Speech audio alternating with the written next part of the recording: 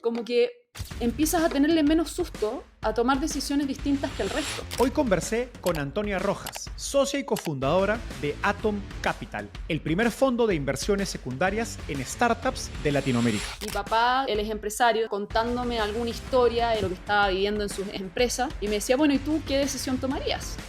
Y yo, 10 años, y la conversación no se acababa hasta que yo tuviera una opinión. Te conviertes en la socia mujer más joven en un fondo de Venture Capital en Latinoamérica. Ay, Yo me acuerdo recién haber llegado a México y haber visto esa noticia en TechCrunch, donde sales ahí en la portada, en Paseo de la Reforma, con el ángel atrás. Y dije, wow, qué crack. Eso fue mucho show para esa entrada, ¿no? A diferencia de un fondo tradicional de Venture Capital, Atom no invierte en nuevas acciones de una startup, sino que adquiere acciones existentes que pertenecen a los emprendedores, trabajadores u otros inversionistas. Hoy, Antonia y yo conversamos de qué son y cómo funcionan las inversiones secundarias, de por qué decidió levantar un fondo de secundarias en lugar de un fondo tradicional de Venture Capital, Mi idea no era fundar un fondo, no. La verdad es que si lo pudiera haber habitado, lo hubiera habitado. de cómo resolver la falta de adquisiciones de startups y liquidez de Latinoamérica, El timing sí lo es todo. De aquí a unos 5 años más, el mercado de IPOs en LATAM sí se tiene que reactivar. Antonia es una de las inversionistas en startups más experimentadas en Latinoamérica y ahora es pionera de la industria de secundarias en la región. Así que espero que disfrutes esta rica conversación con Antonia Rojas de Atom Capital. Hola Antonia, ¿qué tal? Bienvenida al podcast. ¿Qué tal, Enzo? Qué placer estar aquí. Anto, empecemos con un poco de tu historia. Llevas ya un buen rato metida en el mundo de inversiones en startups, pero cuéntanos, ¿cómo llegaste por primera vez al fascinante mundo de las startups? Súper, a ver, llegué más o menos por error, así que no fue algo súper calculado ni nada. Dicho lo anterior, siempre estuve rodeada de tecnología, entonces creo que eso sin duda que ayudó a hacer esa transición más fácil.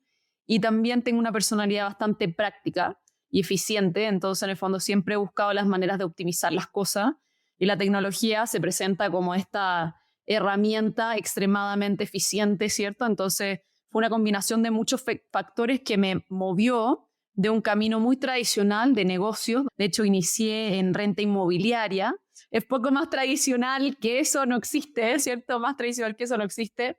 Y entonces fue justamente una vez hubo un terremoto en Chile muy grande y con un grupo de amigos dijimos, oye, ¿cómo podemos ayudar? Pero ¿cómo podemos ayudar de una manera que sea escalable, que sea eficiente?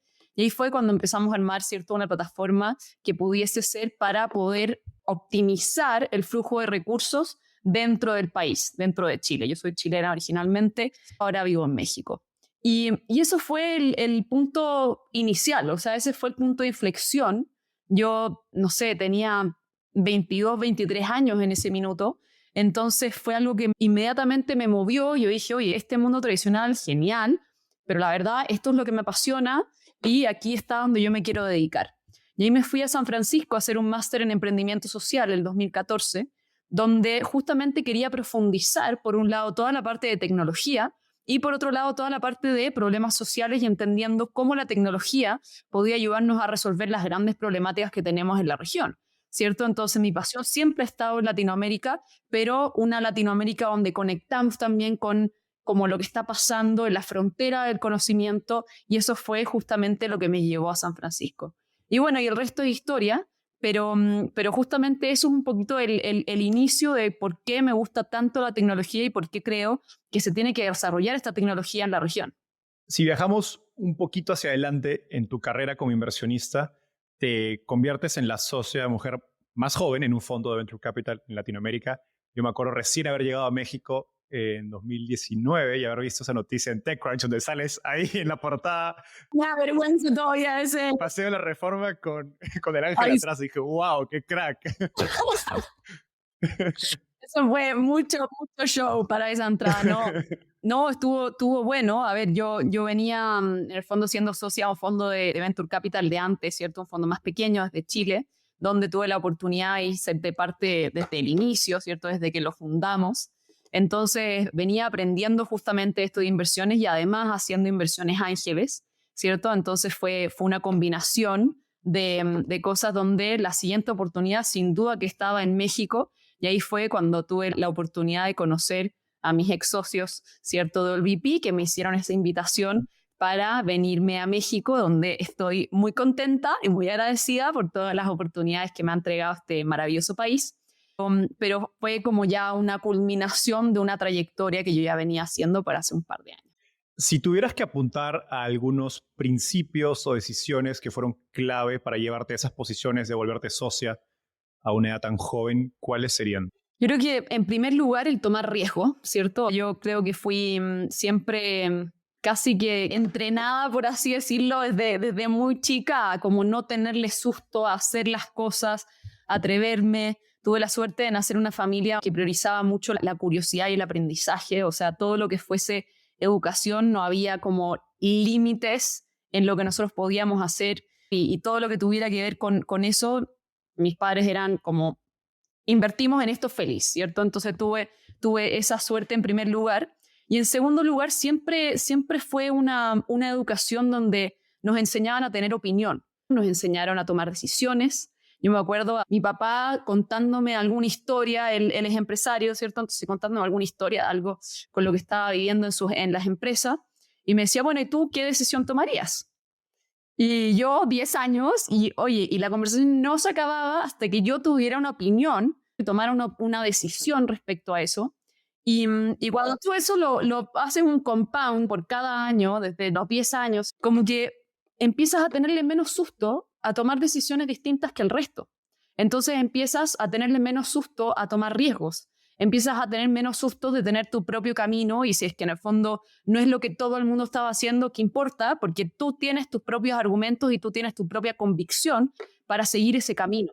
Entonces creo que eso es algo que me ha marcado mucho durante toda mi vida. Incluso a los 21 años me fui a Alemania, cuando todo el mundo decía, oye, pero que muy chica, ¿cómo te vas a ir sola? Que no sé qué. Me fui a trabajar a un fondo, ¿cierto?, de pensiones, en renta inmobiliaria. Entonces como que todas esas decisiones que quizás el resto de la gente de mi edad no estaban tomando fueron porque tenía una convicción y una confianza en mí misma en que me podía esas cosas, ¿cierto? Y tenía la convicción de que era lo correcto para mi camino en ese minuto. Acabas de mencionar esto de sentirte más cómoda con tomar riesgo, con tener convicción acerca de una decisión, que es mucho el trabajo de un inversionista de Venture Capital, sobre todo cuando tomas una decisión que casi por diseño tiene que ser diferente a lo que la mayoría de gente cree acerca de un negocio, de un mercado. Y Sebas Kreis, tu esposo y fundador de Zeppelin, me contó un poco acerca, ¿no?, de que en tu familia hay muchos inversionistas, emprendedores, y que has estado entrenando un poco lo que nos has contado desde que tienes 10 años. ¿Qué otros aprendizajes han sido útiles de crecer en ese entorno familiar que hoy tenga algún impacto en tu trabajo como inversionista? Creo que en el fondo siempre mirar como la vida con esa curiosidad, ¿cierto? O sea, yo creo que en el fondo estar constantemente viendo las oportunidades más que los desafíos. Entonces, en general, sobre todo al principio, cuando estábamos fundando Atom, me acuerdo que era un desafío tras otro desafío porque, a ver, somos el primer fondo en la región haciendo lo que estamos haciendo. Y hay sin duda que un sinnúmero de cosas que uno tiene que como identificar antes de poder hacerlo. Además que hay todo un tema regulatorio asociado, etcétera. Entonces cada vez que nos encontrábamos algo, yo estaba feliz, feliz, feliz, feliz. Y mi socio me miraba en ese minuto y me decía, pero Antonia, ¿estás bien? ¿Qué pasa? Y yo, no, es que mira, esto, o sea, tenemos que craquear esto porque si logramos craquear esto va a ser muy difícil que nos compitan. Y así, entonces cada problema que nos encontrábamos yo estaba aún más feliz. Y que en el fondo puede ser algo muy innato a la personalidad, pero yo sí creo que fue algo con lo que me educaron desde muy pequeña, ¿cierto? El no tenerle susto a esos desafíos y como, de nuevo, si nadie más lo ha hecho antes, ¿qué importa? Tú puedes ser el primero. Me acuerdo, mi papá también en la universidad, ¿cierto? Estudié ingeniería comercial en la Universidad Católica y habían ciertos ramos que había muchos alumnos que se los echaban, que no pasaban. Entonces yo venía y lo preparaba un poquito y le decía, oye, mira, no sé, el 85% de los alumnos no pasan este ramo, si hay una posibilidad de que sea yo la que no pase. ¿Por qué? No, porque bueno, o sea, el 85% no lo pasa, yo puedo estar dentro de ese 85%. Pero Antonia, no entiendo, o sea, pero ¿alguien lo pasó o no? Bueno, no, sí, o sea, obviamente alguien lo pasó, perfecto. Entonces no entiendo por qué me dices esto. Y yo, bueno, porque puede ser que yo no sé, está dentro de ese 85%. No entiendo, o sea, si alguien lo pasa, ¿por qué no tú? Yo, ok, bueno, mentalidad que en el fondo ayuda y creo que esas son cosas que uno después se encuentra como muy dentro de la forma de pensar, ¿cierto? Me encanta esta idea de que los desafíos son más bien herramientas que luego van a impedir que otros se compitan. Exacto, uno se anima, o sea, te debería dar energía, por supuesto. Ujú. En Startupeable creemos firmemente que el talento está presente en todo el mundo, pero las oportunidades de llegar a él, no. Por suerte, existe Deal, la solución que te permite contratar, gestionar y pagar talento independientemente de dónde esté. La mayoría de empresas globales utilizan hasta 16 herramientas para hacerlo. Con Deal lo haces todo en un solo lugar. Además, promueve el alto rendimiento de tu equipo con una suite de recursos humanos potenciada por inteligencia artificial para gestionar programas de desarrollo, desempeño y capacitación. Con Deal puedes escalar tu empresa con una velocidad y experiencia inigualables, manteniéndote siempre en regla con las leyes laborales de cualquier país. Conoce más de Deal en deal.com. Esto es DEEL.com. Ahora sí, volvamos al episodio. Hablando de esto de forjar tu propio camino, el hacer un fondo de secundaria de algún modo es una iteración más de eso, porque al menos desde mi perspectiva, estoy seguro que mucha gente que nos escucha piensa similar a yo, con el track record que traías de invirtiendo en startups, o sea, en compañías como Zeppelin mismo, Nuevo Cargo, Wonderbrands, por mencionar algunas, lo más natural hubiera sido que levantes tu propio fondo de Venture Capital, ¿no? Para invertir en primarias. Digamos, creo que era la transición más natural o más predecible, esperada. ¿Por qué decides no levantar un fondo de Venture Capital? Qué gran pregunta. A ver, primero, quizás como un poquito de contexto de secundaria, ¿cierto? Entonces, al final, tu asset class como inversionista de secundarias en empresas de tecnología sigue siendo empresas de tecnología, ¿cierto? Entonces, es simplemente como una manera distinta de hacer venture capital. Y si es que uno piensa como en las personas que han sido founders de fondos de secundaria en otros mercados, ¿cierto? En Estados Unidos, en Australia, en Europa, etcétera, en su mayoría vienen de backgrounds que han sido, al menos, pueden haber sido también emprendedores y otras características, pero han sido varios años inversionistas de Venture Capital. Entonces, ¿qué es lo que pasa con secundaria? Que tú tienes que entender muy bien cómo se hace primarias para poder hacer como un nivel de dificultad mayor donde tú estás haciendo secundaria. Entonces, como que yo lo veo como un entrenamiento que fueron estos últimos 10 años para poder hacer este nuevo vehículo que tiene que ver con secundaria. Y me gustaría ir aún más lejos. O sea, la razón por la cual nosotros hicimos el fondo de secundaria es porque no hay nadie más que lo creó antes. O sea, como que mi idea no era fundar un fondo, no era como que yo dije, oye, ¿mi sueño cuál es? Ah, no, yo quiero ser founder de mi propio fondo. La verdad es que si lo pudiera haber habitado, lo hubiera habitado. Entonces fue más bien ¿cómo puede ser que nadie está haciendo esto? Bueno, si nadie lo ha hecho, lo voy a hacer yo.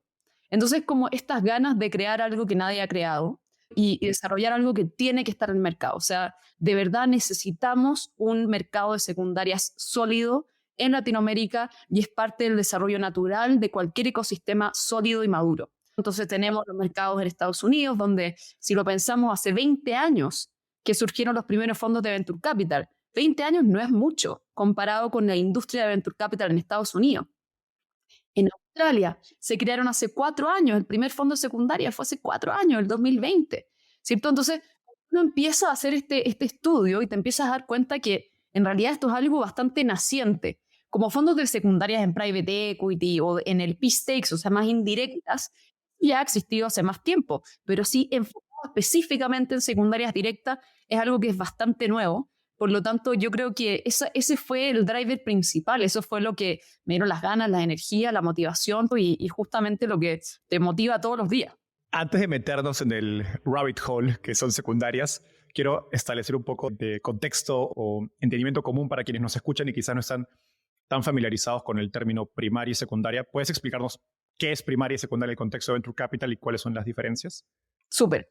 Entonces, nosotros tenemos una empresa está compuesta de socios, ¿cierto? Socios o socias. Esa empresa que tiene estas diferentes personas que componen la sociedad de la empresa pueden ingresar a la empresa de distintas maneras, ¿ya? Y yo voy a describir 2 maneras. Entonces, una manera es, hay un levantamiento de capital. Entonces, la empresa vende un porcentaje de sus acciones, hace un aumento de capital, crece el número de acciones que tiene para que pueda entrar este nuevo accionista a la empresa. Esto es lo que se llama una ronda primaria. De esto es lo que normalmente siempre se habla cuando se habla de inversión en empresas de tecnología. ¿Y por qué? Porque las empresas necesitan capital para poder crecer, ¿ya? Entonces, bien importante, o sea, el mundo de primarias necesita existir, tiene que ser sólido y es la mejor manera para que el mundo progrese. Y por eso es lo primero que viene. Después viene la parte de secundaria. Uno también puede ser accionista de una empresa comprando a accionistas existentes. Y eso es lo que se llama secundaria. ¿Qué quiere decir? Que no hubo una emisión de acciones, no hubo un aumento de capital, sino que se hizo una transacción entre privados donde se compran acciones de la empresa de alguno de los accionistas, que pueden ser los equipos fundadores, pueden ser los inversionistas que entraron en las primeras etapas, pueden ser los fondos de Venture Capital, etcétera. O sea, cualquier persona que tenga acciones en esa empresa. Ok. Incluso un empleado que recibió también stock options podría participar. Exactamente. Hace un ratito mencionaste parte de las cosas que hiciste para estudiar esta oportunidad. Me gustaría entender, porque sé que tuviste muchísimas conversaciones con inversionistas ángeles, con fondos de Venture Capital en tu periodo de preparación o de lanzamiento de Atom. Me gustaría entender más qué implicó ese proceso de investigación y formación de la tesis. ¿Cuáles eran tus hipótesis? ¿Qué evidencia estabas buscando? ¿Qué pasos llevas que eventualmente te convencen de que era el camino correcto? Mira, primero quería entender bien qué era secundarias. O sea, así como es algo nuevo para el resto de la región, también era algo nuevo para mí. Yo había vendido acciones de mis inversiones como ángel en secundarias y había, comprado en secundarias cuando complementamos una transacción primaria con un poco de secundaria, pero no como algo, oye, el fondo se dedica exclusivamente a eso. Entonces eso ya es una construcción de portafolio diferente, una manera de buscar las empresas diferentes, o sea, una serie de cosas que empezaban a ser diferentes y que por lo tanto había que entender muy bien qué implicaba y por qué. Entonces, ¿qué fue lo primero que yo empecé a hacer? Primero, hablar con founders. ¿Es esto algo que interesa? Sí, no, ¿por qué? ¿Cuáles son las aprensiones? Porque hay un montón de aprensiones frente a secundaria y esto ha sido culpa de algunos inversionistas de secundarias que han sido muy sharks o tiburones, entonces van y como que se quieren aprovechar de un momento de debilidad de una empresa y entonces van y como que piden a casi que descuento, o sea, como casi que liquidado totalmente las empresas, etcétera. ¿Con aprensiones te refieres a que se vendían estas acciones en muy malos términos o qué tipos de limitaciones? Sí, que se vendían estas acciones en muy malos términos o malos momentos donde no necesariamente estaban interesados en vender, pero se veían medios obligados a hacerlo. En fin, o sea, un montón de razones de por qué en algunos casos, ¿cierto? Las secundarias por malos players, y ojo, también hay venture capitals que han sido malos players, ¿cierto? O sea, hay de los dos. Y por lo tanto, habían ciertas aprensiones que yo necesitaba entender. Yo necesitaba entender por dónde iban y por lo tanto cómo iba a lidiar con esas aprensiones. Y después viene la parte ya más técnica de cómo hacer el trabajo, o sea, cómo efectivamente se hacen las transacciones. Entonces, en ese sentido, fueron como dos fuentes de información bien interesantes. Uno, private equity, ¿cierto? Que está acostumbrado a ser secundaria, donde normalmente la mayoría de sus adquisiciones componen una parte de secundaria. Y por otro lado, fondos de secundarias que ya lo están haciendo hace varios años en Estados Unidos y en otras partes del mundo. Y tuve la suerte de que ha sido súper como colaborativo. O sea, tuve la suerte de que todos han estado dispuestos a ayudar, todos han estado como dispuestos a compartir su feedback, compartir su manera de hacer las cosas, qué fue lo que les complicó. Tuve la suerte también de poder hablar justamente con fundadores de esos fondos, que en el fondo es un poquito distinto cuando uno funda un fondo y comienza desde cero. Entonces tuve la suerte que me decían, oye, mira, si yo hace 15 años atrás hubiese hecho esto distinto. Entonces fue una mezcla de muchas cosas donde me sentí muy apoyada por el ecosistema, porque si no, creo que hubiese sido bastante difícil lanzarse a hacer algo tan distinto. Mencionaste las aprensiones que tienen algunos fundadores acerca de secundarias. Me pregunto si tienes alguna perspectiva de cuándo y cuándo no son saludables hacer secundarias.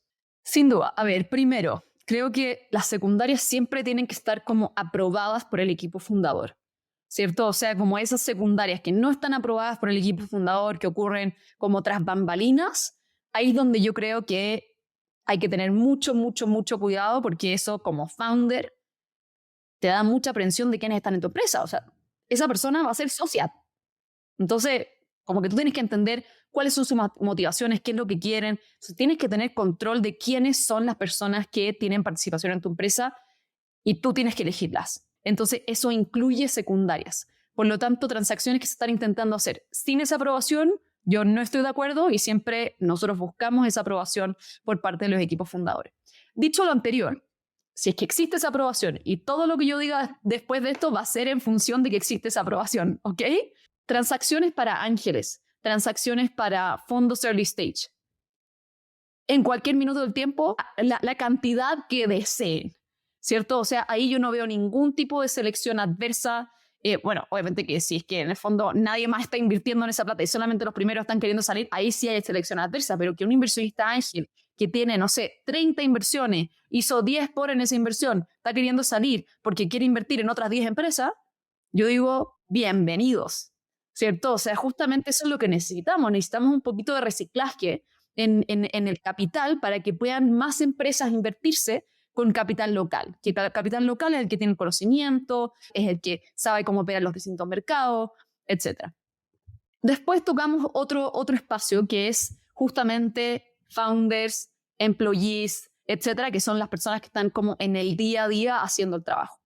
Founder que se fue de la empresa, que venda todo lo que quiera, ¿cierto? Ahí, de nuevo, mientras haya alineamiento del equipo fundador que está operando y se sienten cómodas con eso, adelante.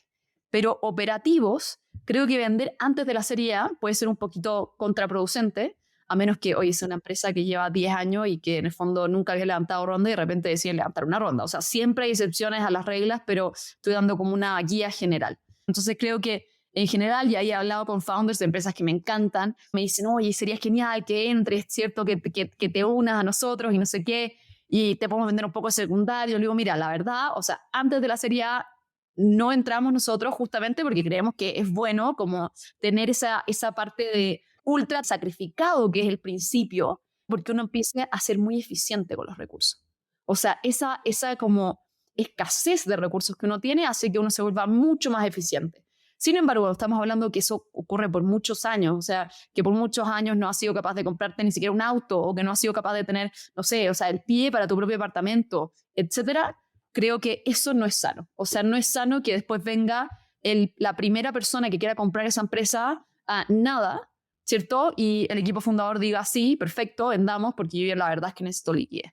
Entonces las secundarias alinean mucho el camino, justamente porque hace que el equipo fundador ya como que que tenga tranquilidad para vivir y se pueda realmente enfocar en la operación de su startup y que esta empresa llegue a ser, ¿cierto?, gigante. Entonces es un tema de proporciones, es un tema de cuánto vale el patrimonio que tú tienes en función con cuánto estás vendiendo, ¿cierto? Si tú estás vendiendo el 50% de tu patrimonio no tiene ningún sentido, ¿cierto? O sea, hay un upside ahí que te estás perdiendo que si que tú realmente confiaras en lo que estás haciendo, ¿cierto? Sin duda que no lo harías. Y ahí sí envía una señal negativa, o sea, acerca del negocio. Por supuesto que sí. Ahí sí manda una señal negativa. Siempre recuerdo, no sé qué inversionista decir, pero los emprendedores que más protegen su equity es una señal usualmente de que es un mejor emprendedor porque cree más, ¿no? Que cada punto de equity se lo pelea como si fuera oro. Sí, es una muy buena señal. Me pregunto si hay un número de secundaria máxima donde dices, ok, ya esto es demasiado. No existe un número máximo. Lo que existe es perspectiva, ¿cierto? O sea, en el fondo, tú no puedes comparar, no puedes hacer la misma comparación un founder de una empresa que vale $100 millones y vende $2 millones es muchísimo más en proporción que un founder que vende 2 millones en una empresa que vale $1 billion, ¿cierto? Un billón de dólares. Entonces, creo que todo es un tema de perspectiva, ¿cierto? O sea, ¿cuánto patrimonio? Tú tienes, tienes $200 millones en patrimonio y estás vendiendo $2 millones, estás vendiendo el 1%. O sea, cualquier persona inteligente querría tener diversificación. En ese sentido, a ver, mi mente sigue siendo financiera, o sea, yo sí creo en la diversificación, por eso uno crea portafolios. Entonces, si uno diversifica como inversionista, ¿por qué no el founder va a querer diversificar un poco y también incluso hacer inversiones en otras partes? O sea, hay un componente de riesgo en todo lo que uno está haciendo. Sin duda que entre más avanzado está en el camino, menos riesgo tiene. Entonces, hay sin duda un componente de eso, pero al final esto es un tema de diversificación. Y creo que es súper sano y por eso es súper importante tener la perspectiva en mente. Antes de continuar con el episodio, quiero contarte de Bonus.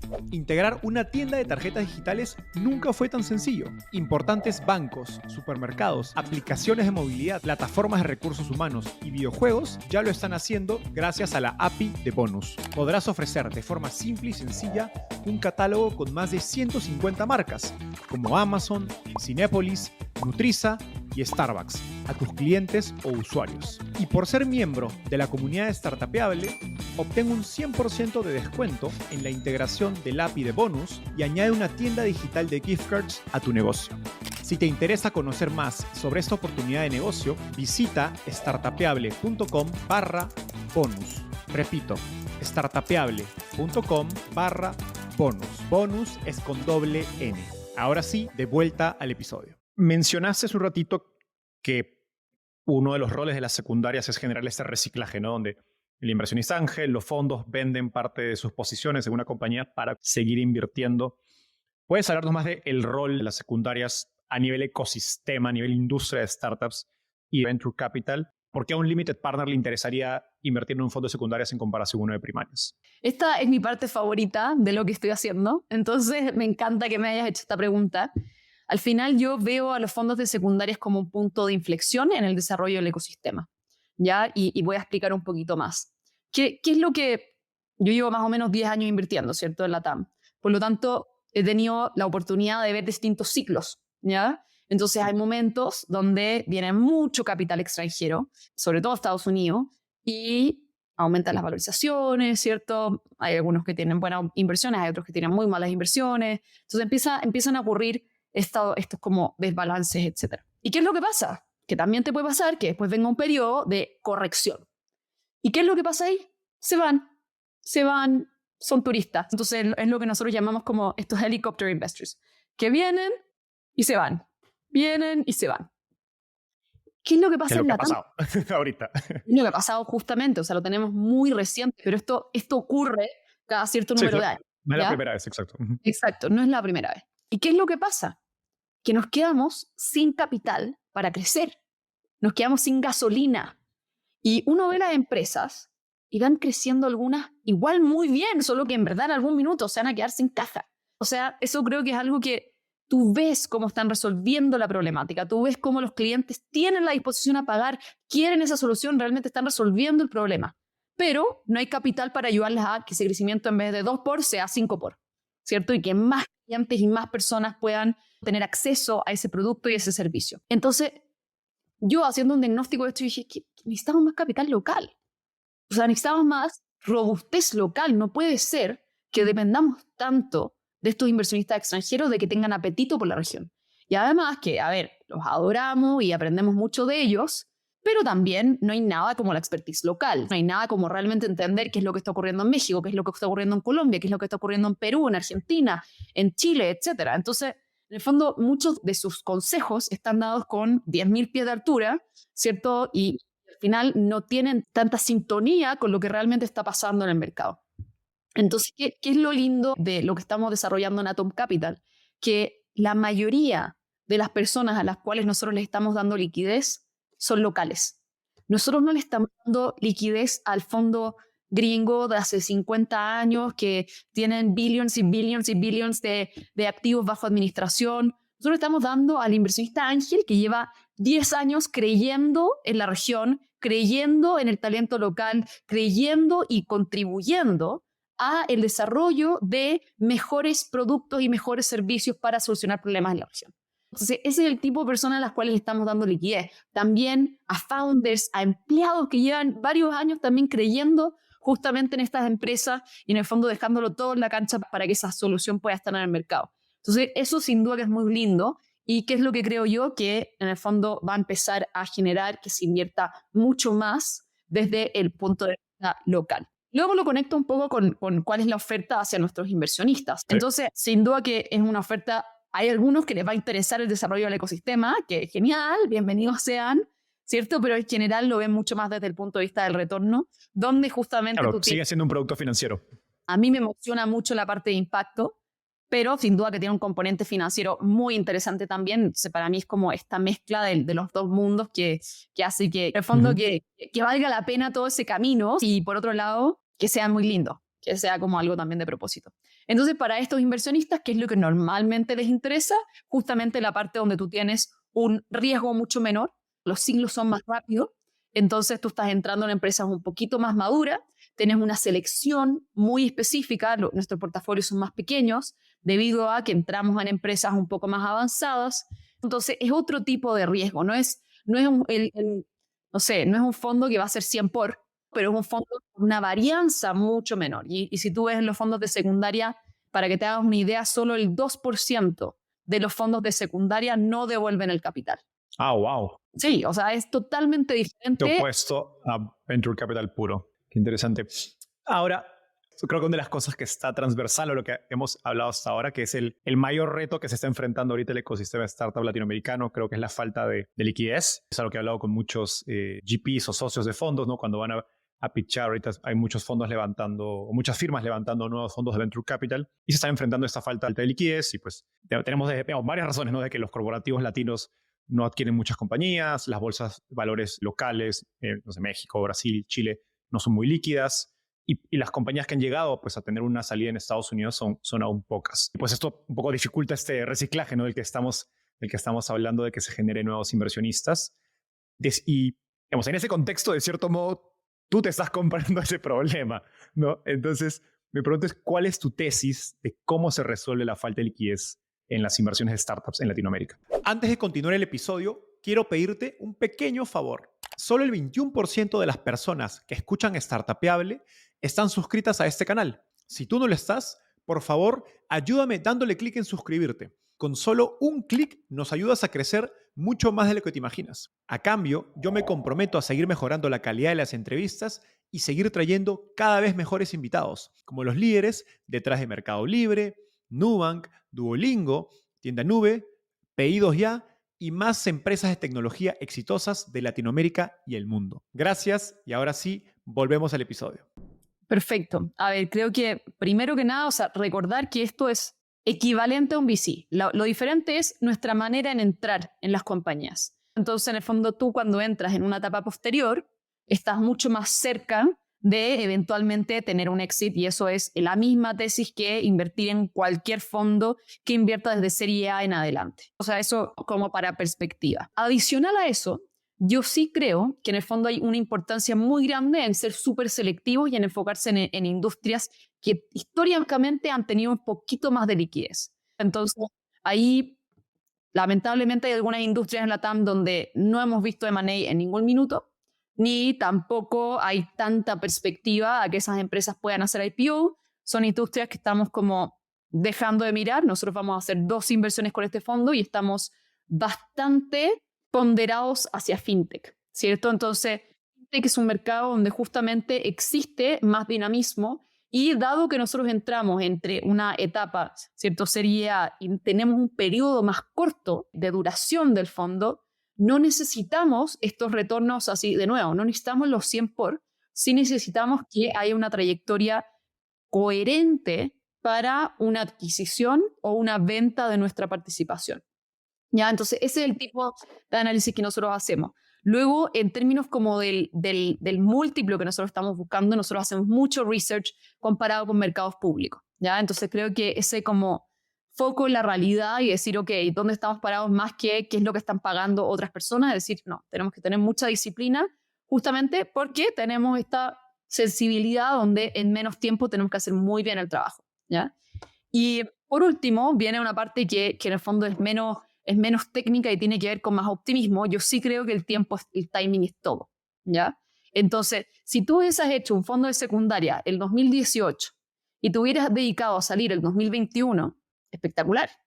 Si tú hubieras hecho un fondo de secundaria el 2021 y te hubieras dedicado a salir el 2024, pésimo. Entonces, el timing sí lo es todo. Y en esa misma línea, nosotros sí somos muy optimistas en que de aquí a unos 5 años más el mercado de IPOs en la TAM sí se tiene que reactivar, ¿ya? Entonces, un poco, ¿qué es lo que creemos? Que va a haber un desierto los próximos 3 años, o sea, vemos muy poco probable o muy limitado el número de IPOs, ¿cierto? Veremos 7, o sea, como que, y ahí pensar que las 7 van a estar dentro de nuestro portafolio, creo que es ser demasiado optimista. Pero sí creo que va a pasar algo como lo que pasó en India hace 20 años atrás, ¿cierto? Que en el fondo tuvieron, no sé, en 10 años más de 70 IPOs de empresas de tecnología. Entonces, eso es lo que yo creo que nosotros vamos a empezar a ver dentro de Latinoamérica.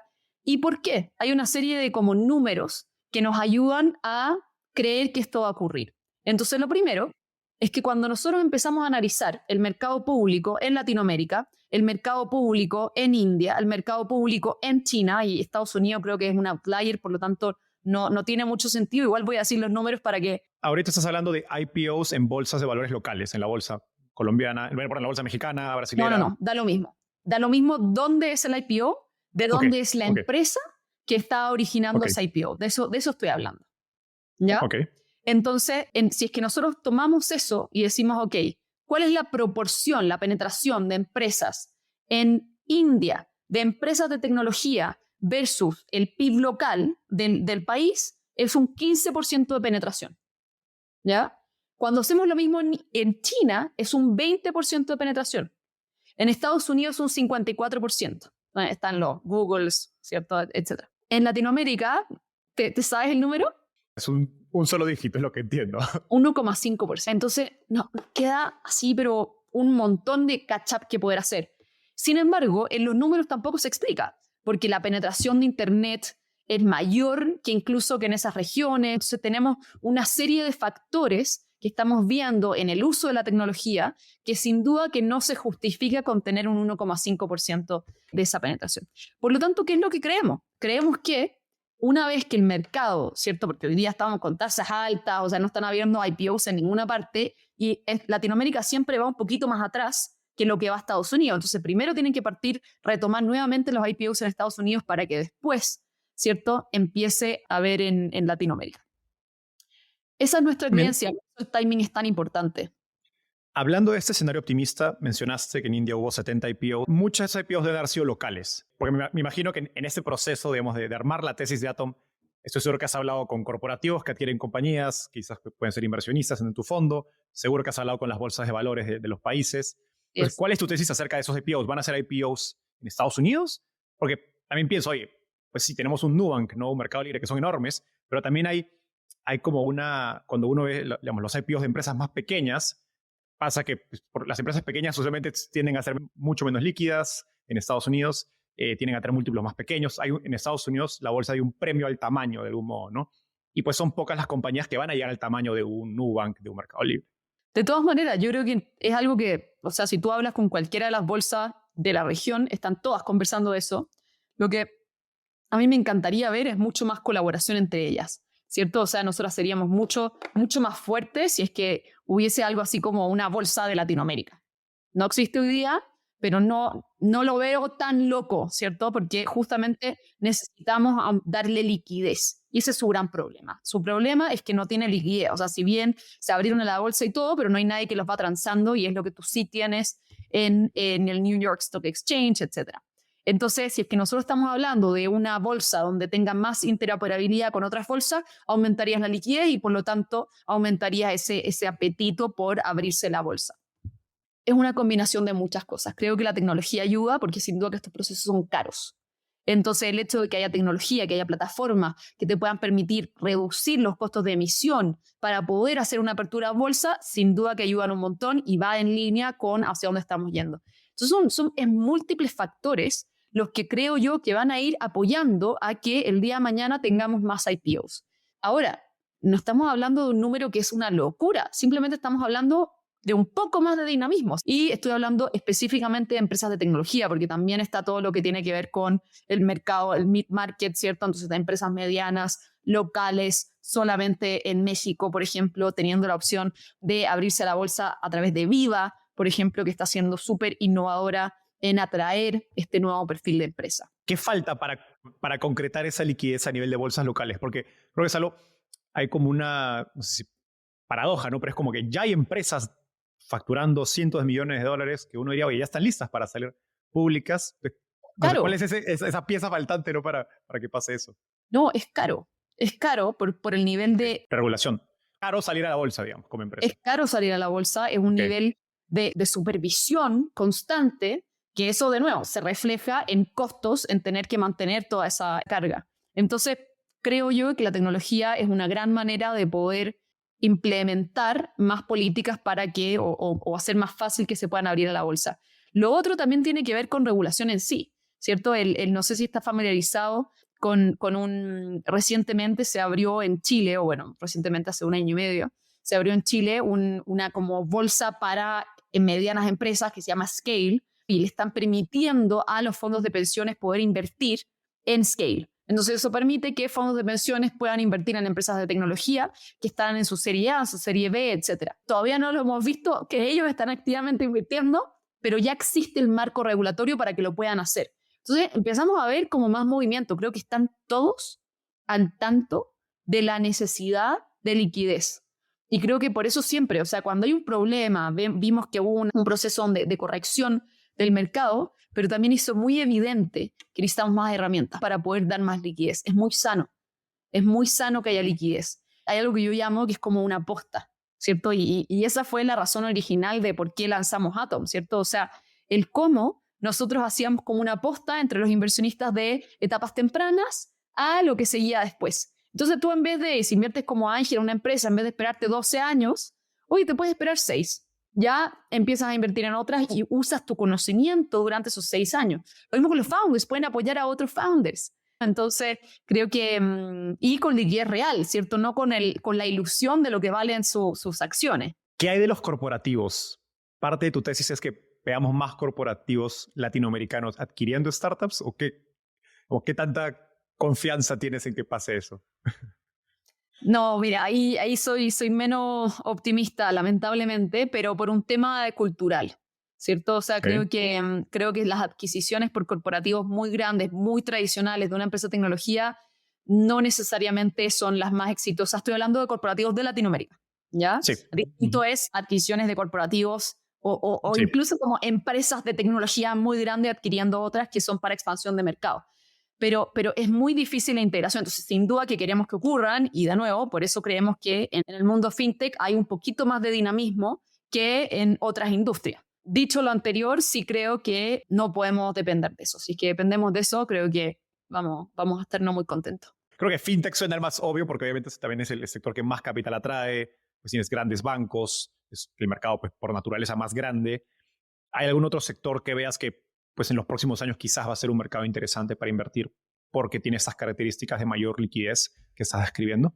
A ver, creo que más que sectores, modelo de negocios, yo creo que viene fuertísimo todo lo que tiene que ver con SaaS. Hay bastante consolidación en lo que tiene que ver con SaaS. Donde hay que poner atención es donde hace sentido consolidar. Creo que ahí es donde hay que poner más atención. O sea, cuando tú hablas de como estos M&As, que son M&As de empresas tradicionales, donde yo digo, es difícil porque hay un choque cultural muy grande y mucha frustración muchas veces por estas personas que trabajaban en una empresa de tecnología con agilidad, etcétera, de repente entraban en un ambiente súper corporativo, entonces realmente esas personas terminan yéndose y no son siendo... Y si es que hay corporativos que me están escuchando, pongan atención en esto porque si es que lo logran hacer, ese es su hack. O sea, ese es su hack. El principal problema es cultural. Entonces, pongan mucha atención, no lo miren en menos porque sin duda que eso es lo importante. Entonces, sí creo que va a haber consolidación por el lado de startups, ¿cierto? Empresas oye, un Nubank que empiece a comprar empresa, haría sentido. Creo que ese tipo de transacciones sí somos muy optimistas al respecto y sí, de hecho, creemos con muy alta probabilidad de que va a aumentar considerablemente. Porque sí hace sentido esas adquisiciones, sí hace sentido esas consolidaciones. Entonces, como estar atento de eso, como qué tanta posibilidad de consolidación podría haber, cuáles son los players más grandes que podrían entrar a consolidar el mercado, qué incentivos tendrían para poder hacerlo, ¿cierto? La parte geográfica, ¿cierto? Entonces, creo que en ese sentido sí hay mucho por ahí que se puede hacer. En una entrevista pasada hablabas de que parte del ejercicio de crear Atom ha sido traer instrumentos y prácticas de private equity al venture capital.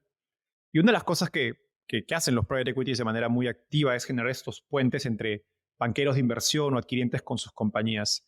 ¿Cómo piensas acerca de esto en el contexto de Atom? Qué gran pregunta. A ver, creo que nosotros hoy día estamos empezando, ¿cierto? Entonces, por suerte no necesitamos vender las compañías Sí, el día de hoy es un y problema futuro. esperamos estar dentro al menos unos 2 años para que maduren, ¿cierto? Etcétera, y puedan avanzar.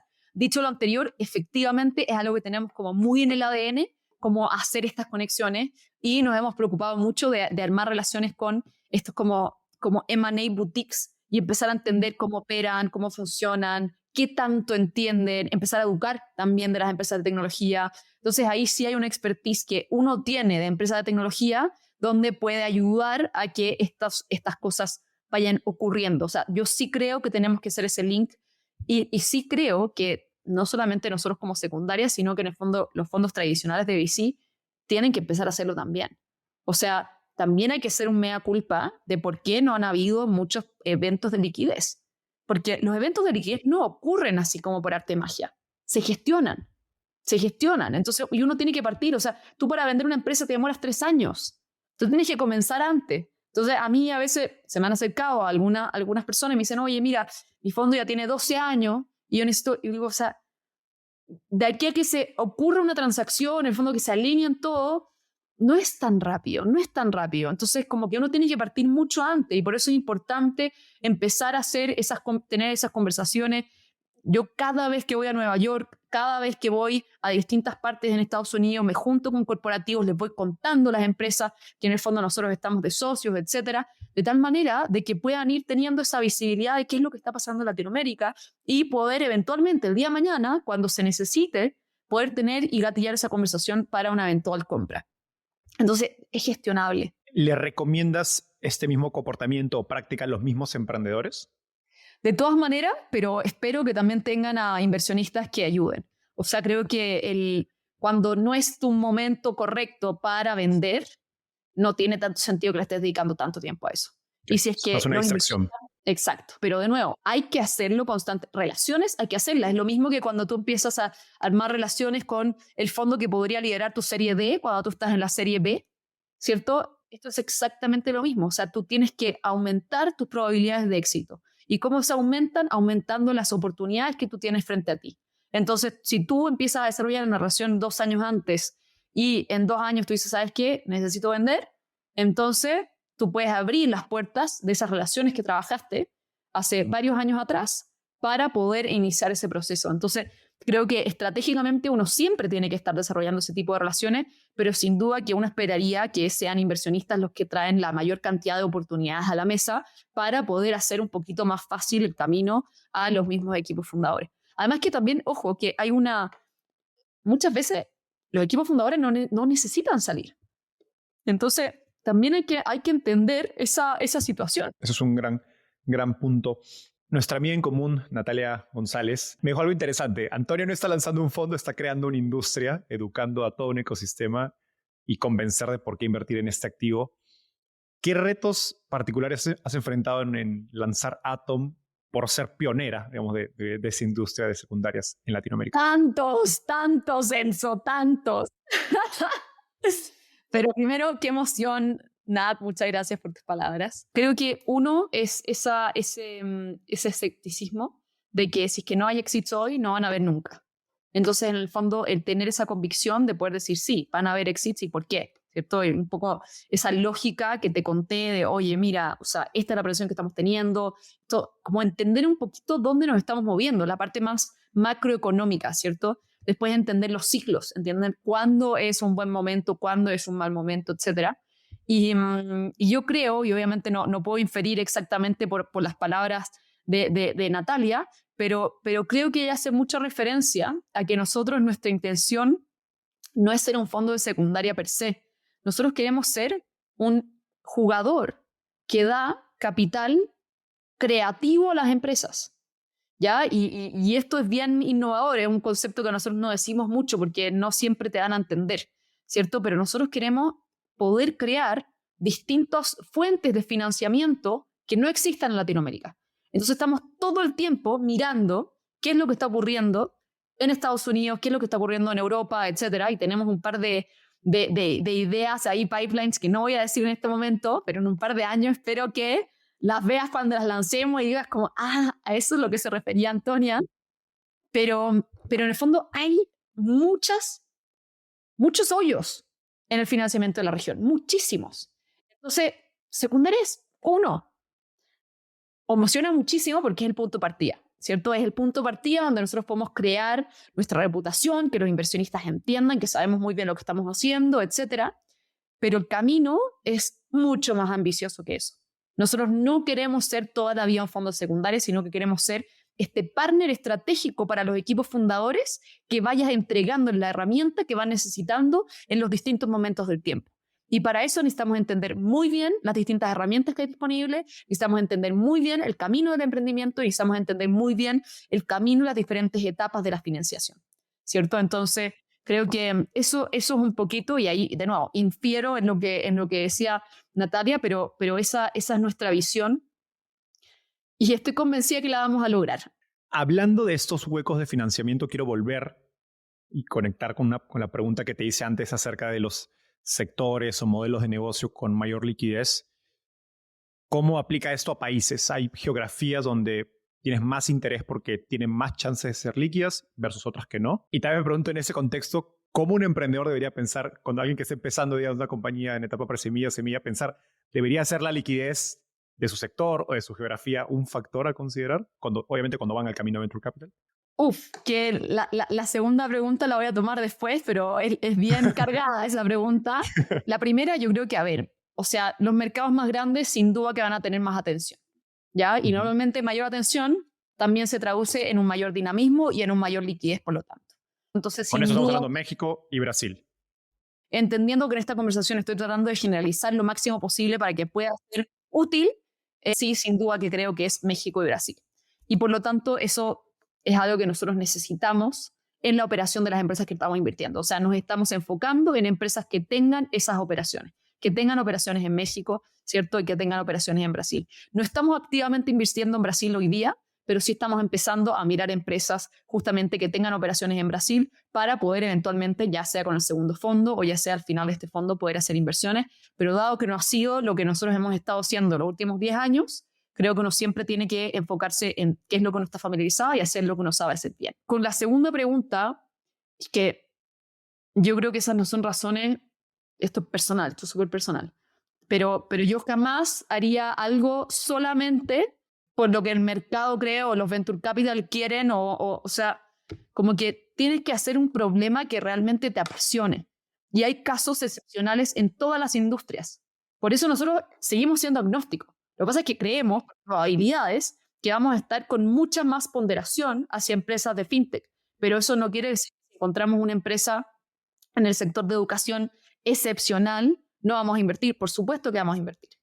Mi tip práctico para los emprendedores que nos están escuchando y están dándole vueltas al mercado a que enfocarse es, si les gusta un mercado difícil como educación o agricultura, búsquenle el ángulo fintech.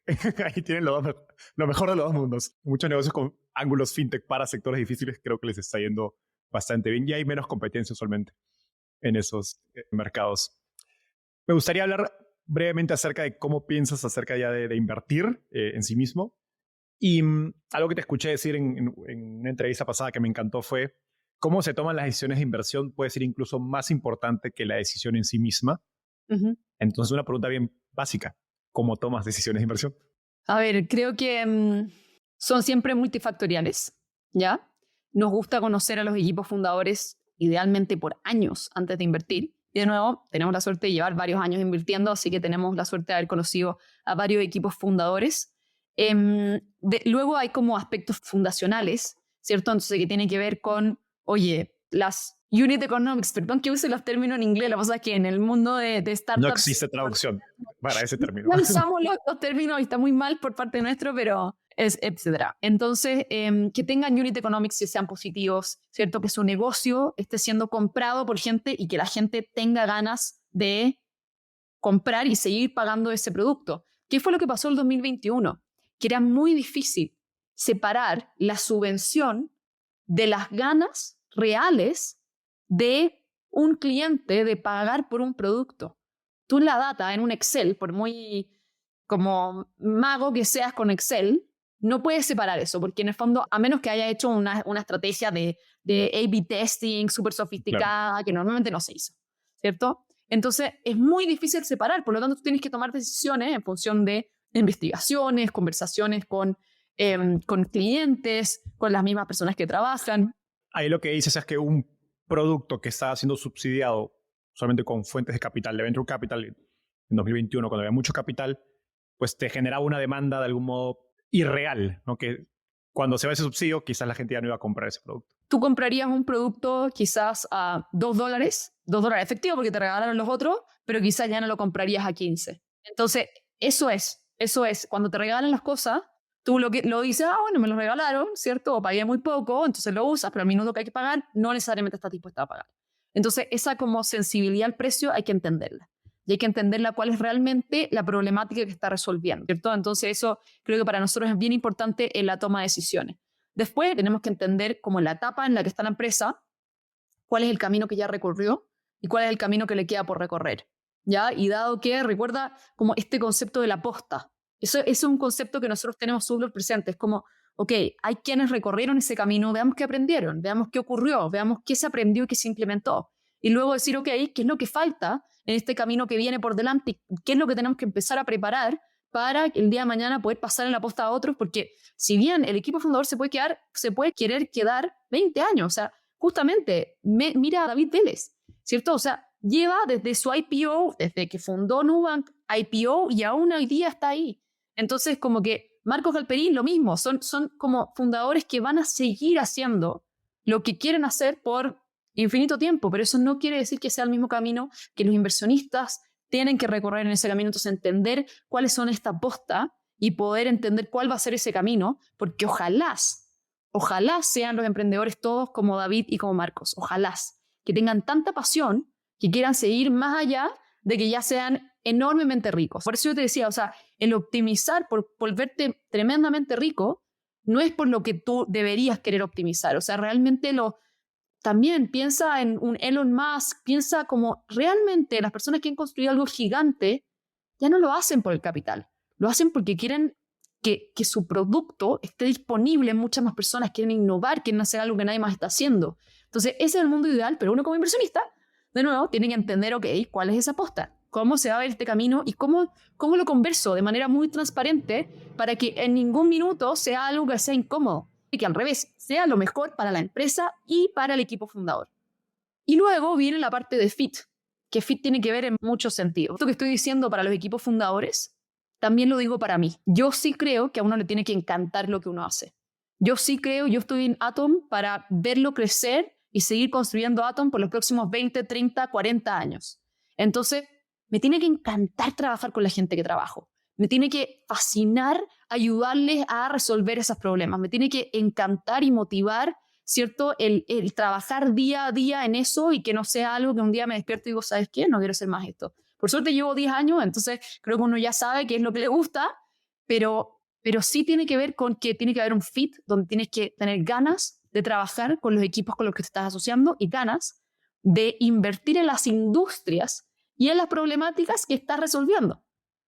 Entonces es una combinación de dos cosas y muchas veces lo que te gusta también es donde más valor puedes aportar, porque es donde más tiempo, horas en tu hobby las has dedicado. Entonces justamente también hay un valor agregado que uno busca entregar, no solamente que sea una inversión financiera y sea una línea más dentro del cap table. Eso es lo que se me viene a la mente en este momento. Me encanta.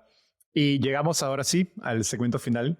Es una ronda de preguntas rápidas. Te voy a hacer unas preguntas y tienes que responder en menos de un minuto, si es que se puede. Ándale, vamos a hacer lo mejor que se puede. Vale.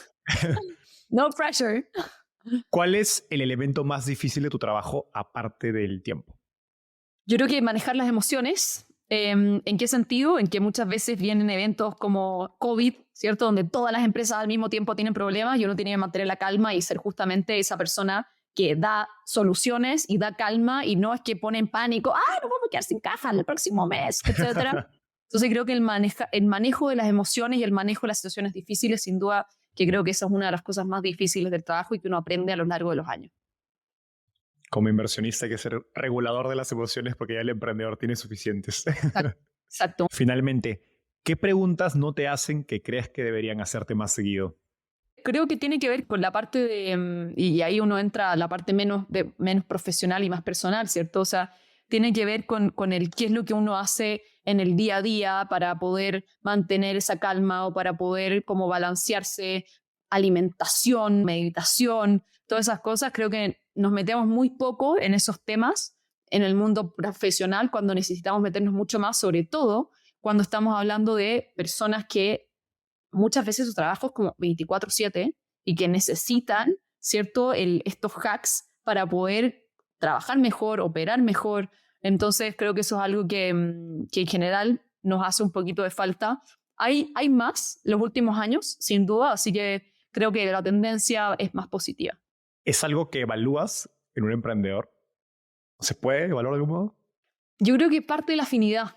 Yo creo que ese comentario de la afinidad, yo en general respeto mucho a la gente que tiene hábitos, la gente que en el fondo tiene pasiones, tiene como autoconocimiento, tiene entendimiento de lo que su cuerpo necesita, ¿cierto? Son capaces de respetarse.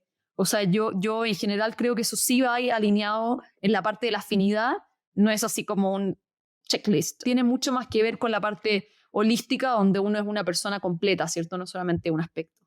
Antonia, eso fue todo por hoy. Ha sido una conversación increíble. Muchísimas gracias, muy entretenida la conversación y se agradecen estos espacios de conversación. A ti, gracias por eso y nos vemos en un próximo episodio. Gracias por acompañarnos hasta el final del episodio. A diferencia de un inversionista, no te cobramos por nuestra sabiduría, pero para poder seguir creciendo necesitamos de tu ayuda. Así que comparte este episodio con tus amigos emprendedores. Y si quieres recibir el resumen con lo mejor de todas nuestras entrevistas, no dejes de suscribirte a nuestra newsletter dándole clic aquí. Nos vemos en el próximo episodio.